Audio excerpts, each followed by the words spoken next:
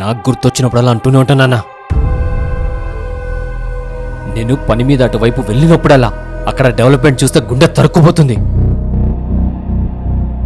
సరే కన్నావు, కష్టపడి పెంచి పెద్ద చేస్తావు, కాదనట్లేదు. కానీ జస్ట్ ఆ ఒక్క ఇన్వెస్ట్మెంట్ చేస్తుంటే ఏమయ్యిందన్నా, ఈరోజు చీకు చింత లేకుండా దర్జాగా బతికేవాళ్ళం. ఎన్ని రోజులు తెప్పి పొడుస్తుంటావా? నా జీవితాంతం తెప్పి పొడుస్తూనే ఉంటా. నాకు ఆ ప్లేస్ గురించి గుర్తొచ్చినప్పుడల్లా ఫోన్ చేసి మళ్ళీ మళ్ళీ తెప్పి పొడుస్తా.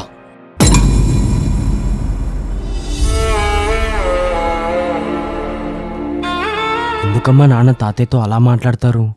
పాపం తాతయ్య ఎంత బాధపడతారో కదా. నాన్న ఫ్రస్ట్రేషన్ ఏంటో నాకు తెలీదమ్మా, కానీ తాతయ్యతో అలా మాట్లాడద్దని కనీసం నువ్వైనా నాన్నతో చెప్పొచ్చు కదమ్మా. నాన్న ప్రాబ్లం నాకు తెలుసురా. పెళ్ళైనప్పటి నుంచి చూస్తూనే ఉన్నా.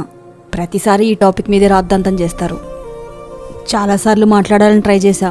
మీ నాన్నకేమో కోపం ఎక్కువ, ఇంక నేనే నోరు మూసుకొని ఉండిపోతా. కానీ ఈరోజు మాట్లాడేస్తారా?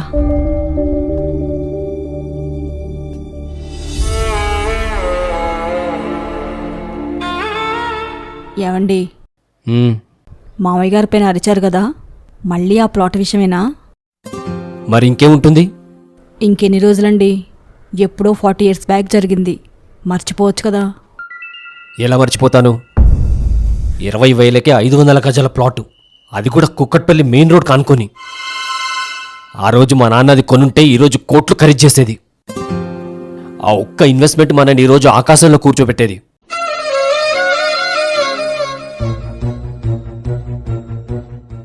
అవునండి.